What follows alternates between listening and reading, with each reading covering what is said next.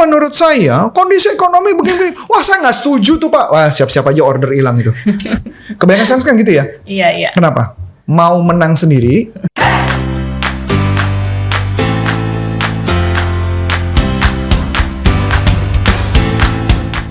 Halo sahabat sales dimanapun Anda berada, jumpa lagi dengan saya Melanie dalam YouTube channel Coach Antonius Arif yang membahas tentang selling dan marketing. Topik kita kali ini mau membahas tentang menjalin hubungan dengan 5P. Wah, apalagi nih ya 5P ya. Nah, sebelum kita simak lebih jauh, yuk kita lewat dulu yang lewat berikut ini ya.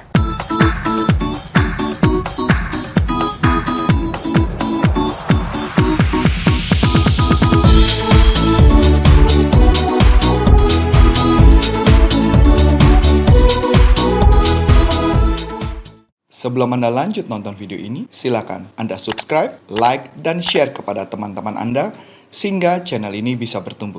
Halo sahabat sales dimanapun Anda berada, jumpa lagi dengan saya Melanie dan saat ini sudah ada bersama saya Coach Antonius Arif. Halo Coach. Halo. Sehat ya Coach ya? Sehat, selesai meeting.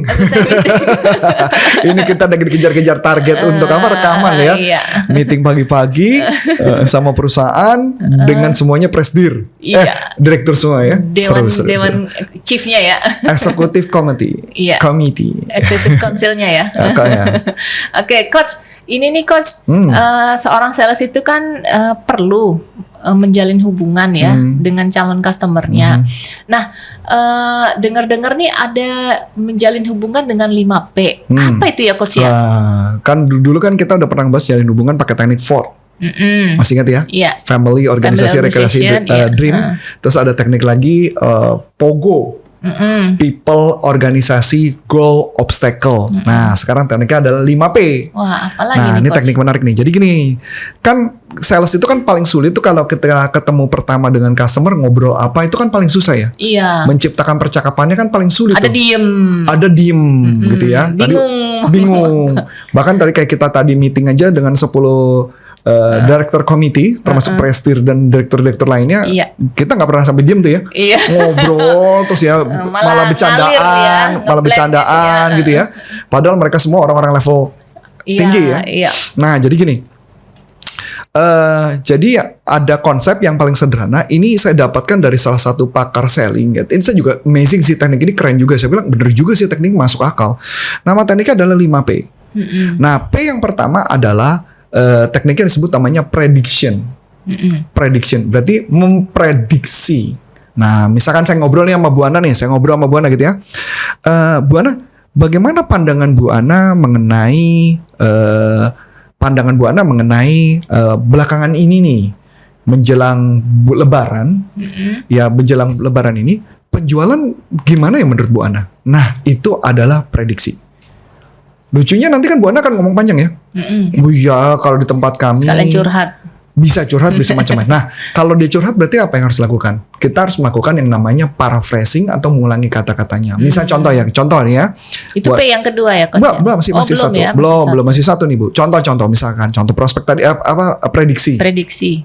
Misalkan, nah ini saya tanya ya, Bu Ana, gimana pandangan Bu Ana mengenai di masa-masa Lebaran ini dan di masa kondisi lagi kurang bagus nih Bu? Bagaimana pandangan Bu Ana? Sebenarnya kan aja Bu Ana ngomong, misalnya. Ya, penjualan biasa aja ya, tapi tetap ada penjualan. Tetap ada penjualan ya? Boleh cerita lebih detail? Nah, itu adalah teknik paraphrasing, mengulangi kata-kata dan minta tanya lebih detail. Itu pasti ngomongnya lebih panjang lagi Bu Ana. Masuk akal nggak? Iya. Berarti jangan ini ya, tiba-tiba Pak saya punya produk yang bagus. Itu kebanyakan sales tuh kayak begitu tuh. Ya makanya kalau misalkan sebenarnya gini ya. Kalau kita perhatikan tadi kayak contoh ya, kita harusnya meetingnya tadi menyeramkan ya. Iya. Karena 10 direktur. Ini benar-benar chiefnya ya, paling atas bukan direktur. Bukan lagi direktur itu tapi paling chiefnya. Harusnya menyeramkan ya. Tapi lucunya kenapa kita bisa ketawa-tawa, bisa bercanda-bercanda, mereka ngeledekin saya bercanda balik lagi dan sebagainya gitu ya. Karena saya ngomong yang tentang common sense sih. Common sense. Jadi common sense itu tentang kondisi-kondisi yang terjadi. Nah kayak gitu ya. Jadi makanya kenapa dia ngeblend, kita bisa nanya tentang prediksi dan sebagainya kan gitu ya. Nah itu yang pertama, P pertama. Nah balik lagi Bu Ana, P kedua adalah profit. Profit. Jadi saya tanya tentang profit Bu, misal saya contoh, oh Bu, jadi kondisi tetap ada penjualan. Penjualan gimana Bu sekarang, masih bisa untung? Nah itu adalah membicarakan profit. Jadi panjang nggak ngobrol? Iya. Panjang tuh ngomongin, oh iya profit gini, lagi jelek. Oh iya lagi jelek Bu, boleh jelasin jeleknya gimana? Panjang lagi kan? Ini sih kalau saya keluarkan 5P, ini dijamin ngobrol 1 jam sih nggak selesai nih Bu. Masuk akal? Menarik ya. P kedua. P ketiga adalah point of view. Apa tuh?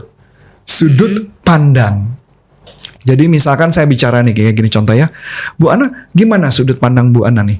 Saya pengen tahu nih pendapat Bu Ana belakangan ini mengenai kayaknya nih kelihatannya vaksin ini kayaknya udah mulai beragam-ragam nih ya Bu. Menurut Bu Ana gimana? Nah nanti itu yang istilahnya namanya point of view. Minta sudut pandang dari Bu Ana. Bisa ngomongin politik, bisa ngomongin bisnis, bisa ngomongin tentang kehidupan, atau bisa nanya tentang jalan-jalan juga bisa loh Bu. Misalnya, jalan mana yang disuka? Bagaimana pandangan Ibu Bu? Kalau misalkan Ibu sukanya misalkan contoh misalnya kemana? Ke Jepang misalnya. Ibu suka Jepang. Kemudian saya tanya, Bu, kalau Ibu dengan pemandangan gimana Bu? Kalau kayak New Zealand kayak gitu gimana Bu? Nah, Ibu cerita lagi kan? Nah, itu yang disebut namanya point of view, melihat dari sudut pandang. Ya. Mulai kebayang? Nah, yang keempat Bu. Nah, yang keempat adalah passion. Jadi hasrat. Nah, berarti tentang apa? Hobi. Wah, lebih panjang ya. Bisa panjang lagi Bu. Hobinya apa, sukanya apa, dan sebagainya. Itu ngobrolnya bisa mengalir dan bisa lama. Itu adalah yang keempat, passion. Nah, yang terakhir nih Bu, yang terakhir adalah tentang ketika kita bicara mengomong tentang personal, tentang pribadi. Nah, berarti kalau pribadi berarti ngomongin apa? Tentang family dan organisasi, dream dan kalau Ford ya Bu, berarti ngomongin tentang dream dan rekreasi. Rekreasi berarti passion. Berarti bisa ngomong itu Bu. Jadi panjang nih personal. Cuma ada jebakan Batman Bu. Aku pernah ada yang nanya gini Bu. Coach Arif, emang kalau kita ngobrol pertama tanya tentang keluarga, nanti dia tersinggung. Ternyata orang yang belum nikah. Ternyata ngomongin anak ternyata anaknya belum punya. Dia sudah 15 tahun menikah belum punya anak. Nanti jadi malah problem. Bener kan? Iya. Itu gimana? Nah, saya jawab. Sebenarnya betul, itu betul. Maka oleh sebab itu ketika ngomong personal, jangan ngomong tentang keluarga dulu. Ngomong misal, rumah tinggal di mana Bu? Oh, tinggal sama siapa? Nah, dari situ udah jelas. Oh, saya tinggal sama istri dengan anak. Ada anak. Dan orang tua saya. Ada orang tua. Berarti ada 3 dong. Baru kita tanya. Nah, kayak gitu Bu. Nah, itu dengan 5P, maka ngobrolnya bisa asik gitu loh Bu. Nih 5P ini harus berurutan atau boleh? Nah, bagus. Pertanyaan bagus. Ideal harus berurutan.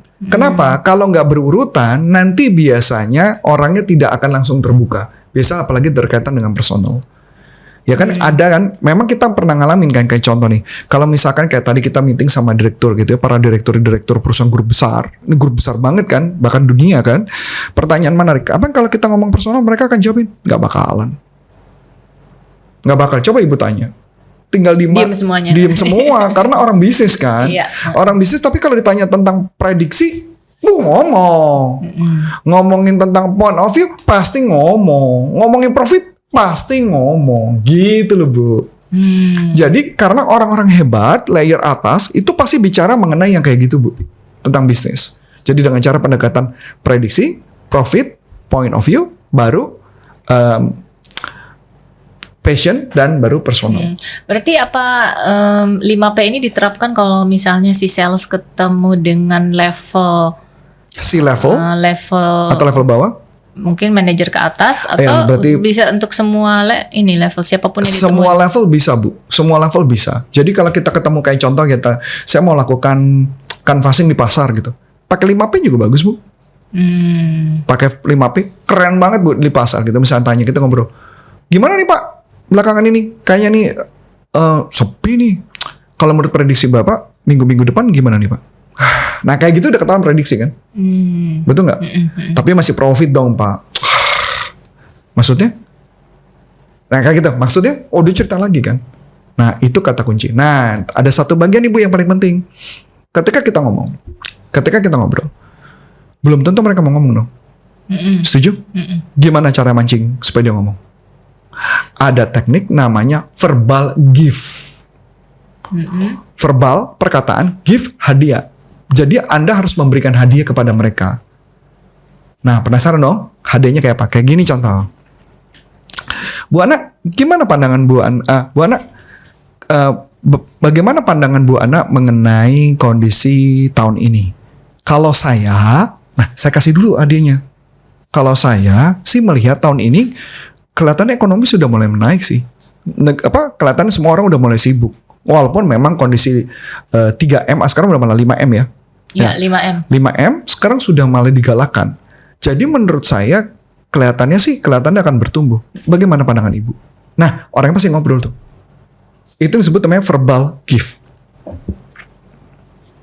Jadi saya memberikan dulu pendapat saya, baru orangnya ngomong.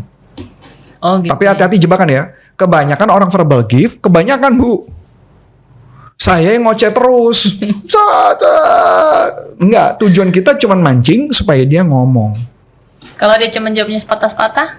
Nah, ya gitu aja. Nah, itu pasti kan bukan ditanya pendapat. Menurut Anda tahun ini bagus gak? Iya, bagus. Kan gitu doang. Iya. Kalau tanya apa pendapat Anda, kan beda. Betul nggak? Salah pertanyaan, salah nasib Bu, salah dompet, salah omset. Gitu. Berarti setelah verbal gift ini kita tanyakan pendapatnya ya. Setelah kita berikan pendapat kita, pendapatnya apa? Pendapatnya gitu ya. apa? Jadi dengan percakapan seperti itu, maka ngobrolnya akan panjang, ngobrolnya akan asik. Kayak gitu. Nah, jadi nanti kita bisa kombinasin Bu berbagai macam teknik tuh. Nah, tadi kan saya juga sempat bicara tuh mengenai ngomong-ngomongin yang common sense. Common sense. Apa sih common sense? Kan itu yang jadi pertanyaan. Nah, tadi kalau Ibu perhatikan nggak ketika saya ngomong pertama ngobrol, saya selalu berbicara mengenai kondisi-kondisi sales. Saya ngomong kondisi sales. Maka sampai tadi presidennya pun manggut-manggut. Betul nggak? Kenapa? Karena tugas saya adalah ngomong segala sesuatu yang common sense. Jadi jangan ngomong yang jauh di langit, yang kelihatannya tidak membumi. Common sense itu yang saya suka, saya belajar dari stand up comedy sih Bu. Saya belajar katanya kalau mau bikin sesuatu yang lucu, ada 3 teknik ya. Salah satu tekniknya adalah menghina diri sendiri. Jadi istilahnya apa saya lupa lah. Pakai ada istilahnya menghina diri sendiri. Misalkan saya matanya buta, saya ngomong tentang mata saya buta. Saya ngomong tentang saya kondisi ngantuk, saya ngomong tentang kondisi ngantuk. Saya ngomong kondisi saya malas, saya ngomong kondisi malas gitu. Dan orang akan ketawa. Itu katanya begitu. Yang kedua adalah saya lupa kalimat aslinya, tapi ada kalimat yang nancep di kepala saya adalah diwakilkan, terwakilkan. Jadi ketika kita ngomong sesuatu, kalau ngomong saya terlalu tinggi, orang pasti merasa tidak terwakilkan, nggak make sense, nggak common sense. Jadi tugas saya adalah ngomong yang make sense. Misalkan contoh, seorang sales itu kalau ditembak langsung, ngomong to the point, pasti nggak mau. Pasti manggut mereka. Iya, kan bener Bu. Mereka kan tahu, sales itu bandel. Pasti dianggut lagi dong. Betul, ya nggak? Karena terwakilkan. Nah, di stand up comedy memang ada ngajarin tentang itu Bu. Jadi terwakilkan. Jadi kalau mau bicara sesuatu adalah bisa nggak kita mewakili apa perkataannya. Misal contoh, Bu Ana mau ngomong sama saya. Kalau supaya saya bisa terwakilkan, apa yang harus saya lakukan? Nah begitu juga misal saya ngomong sama Bu Ana tentang terwakilkan. Saya ngomong gini, Bu, saya sering banget ya dapat informasi. Ibu-ibu tuh kayaknya sering banget menghadapi kesulitan ya. Kalau anaknya disuruh bangun tidur, suruh bantu-bantu di rumah, itu makan hati banget. Bener gak Bu? Yeah. Nah, bagaimana pandangan Ibu? Bisa ngobrol gak? Itu yang disebut namanya common sense Bu. Jadi itu yang disebut namanya terwakilkan. Tapi kalau saya ngomong yang lain misalkan ngomong gini, Bu, ini kan kadang-kadang kan orang ya kalau punya mobil itu kan kadang-kadang harus kita bersihkan, kita ganti oli dan sebagainya. Pusing kan kepala Ibu Ana. Ini ngomong apa sih? Nggak gua banget tuh. Nah itu tidak common sense buat seorang Bu Ana. Kecuali Bu Ana kerjanya di bengkel. Masuk akal? Jadi kegagalan kita ngomong sesuatu, seorang sales karena ngomong sesuatu yang tidak common sense. Bayangin nggak seorang sales datang nih, aku bang nih Bu, nawarin, Bu, bunganya segini. Itu nggak common sense kan? Betul? Dia akan ngomong, bunga lu kecil, masih gedean bunga yang lain. Betul nggak? Bagaimana supaya bisa ngomong common sense? Saya harus ngomong tentang dia pedagang apa, saya ngomong tentang common sense tentang pedagang gitu dong. Dia dagang apa misalnya? Dagang sayur, ya ngomong tentang sayur. Pak, ngomong-ngomong sayur belakangan ini gampang didapat gak sih Pak? Nah itu kan ngomong common sense.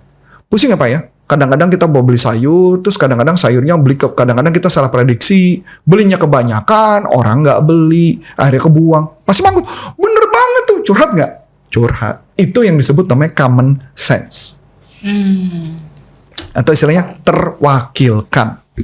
Nah, jadi di konsep-konsep yang seperti itu, saya belajar sih dengan stand up comedy, salah satu tekniknya adalah bagaimana membuat itu menjadi common sense.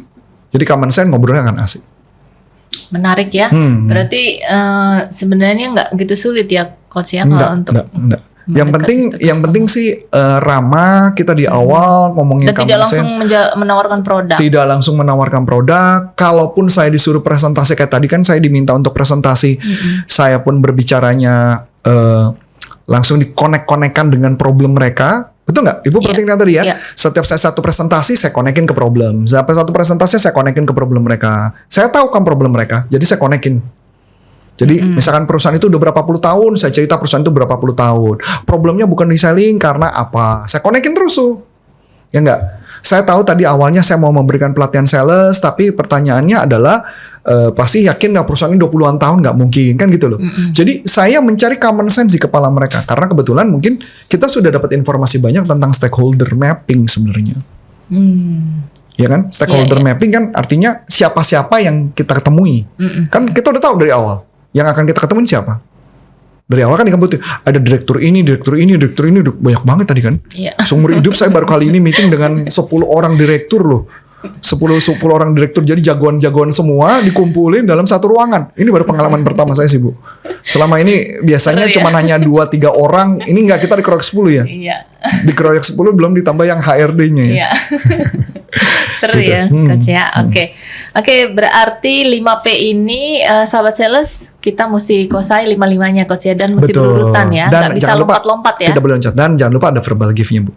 Ada verbal gift-nya. Kapan verbal gift-nya disisipin nih Coach? Di awal sebelum bertanya. Oh oke. Berarti pembukaannya gitu. Iya. Kita ngomong, Pak gimana kondisi bisnis tahun ini Pak? Kalau di perusahaan kami sih, nah kayak gitu kan ada verbal gift. Ya enggak? Ya. Kalau udah lancar ngobrol, kita bisa girinya gampang Bu. Baru masuk 5P. Jadi kalau tanya, kalau kita udah 3P perlu nggak kita masuk lagi P yang verbal gift lagi? Boleh iya, boleh enggak. Hati-hati ya, kejebak. Biasanya setelah itu kita suka memberikan opini kita lagi. Oh menurut saya kondisi ekonomi begini-begini. Wah saya nggak setuju tuh Pak. Wah siap-siap aja order hilang itu. Kebanyakan sales kan gitu ya. Iya. Kenapa? Mau menang sendiri, setelah menang dapat order, bye-bye order gitu kan ya. Atau dia bingung kali mau ngomong apa lagi, jadinya verbal speech lagi. Bukan verbal gift, tapi verbal humiliate, bikin malu. Iya karena dia bingung mau apa lagi ya, aduh gitu ya. Gitu. Berarti urutannya harus dihafal ya sahabat sales, mulai dari verbal gift, prediksi, profit, kemudian point of view, passion dan terakhir personal. Nah itu harus urut-urutannya. Personal tuh berarti bisa masuk ke dalamnya fort ya. Fort. Nah jangan lupa tadi ingat verbal gift, dan jangan lupa usahakan ngomong common sense, yaitu adalah terwakilkan. Jadi kalau orang finance fokusnya apa Bu? Payment. Iya. Lancar. Payment dari customer lancar tapi betul nggak? Iya. Iya nggak? Dan tadi kan saya ditanya kan, kenapa proyeknya cuma 3 bulan? Kenapa nggak 6 bulan? Saya bilang kan saya bercanda. Kan saya bilang tergantung argonya sih. Mereka nggak ketawa loh. Betul? Tapi saya balikin kan. Tak. Oke. Kenapa? Karena mesti 3 bulan baru saya jelasin. Dan common sense lagi buat mereka kan. Karena saya tahu finance nggak mungkin keluar duit segitu banyak Bu. Ya nggak? Masuk akal? Iya. Ya sahabat sales dimanapun Anda berada, berarti cukup mudah ya bagaimana kita bisa menjalin hubungan dengan customer kita, terutama customer baru. Sebelum kita mulai menawarkan produk kita, ada baiknya kita memulai percakapan dengan 5P seperti itu ya Coach ya. Dan tadi memberikan verbal gift-nya seperti itu. Nah, sahabat sales dimanapun Anda berada, sekian dulu bincang-bincang kita kali ini. Buat sahabat sales yang mau tahu tentang pelatihan-pelatihan di tempat kami, di mana Coach Arif? Untuk mengikuti pelatihan kami, Anda bisa masuk ke salesuniversity.id. Di sana ada platform online pelatihan online kami, dan juga bisa masuk ke corporaconsulting.com kalau mau mengundang kami, karena banyak banget perusahaan-perusahaan yang mengontak kami cuman karena dari YouTube ini. Iya. Dan semoga kami, kata kunci yang paling penting cuma satu. Tadi juga salah satu hal yang mungkin perlu dibicarakan adalah kami tipe perusahaan consulting adalah perusahaan kami yang tidak suka dengan ketergantungan dengan kami. Kami lebih suka perusahaan-perusahaan yang bisa berdiri dengan sendirinya, mereka bisa berjalan dengan sendirinya karena omset penjualan biar berjalan dengan sendirinya. Bukan kami nggak suka order, tapi kami lebih suka membantu mereka untuk omset naik. Saya Coach Antoni Sarif dan saya Melani. Sampai jumpa, salam performa. Bye-bye. Bye.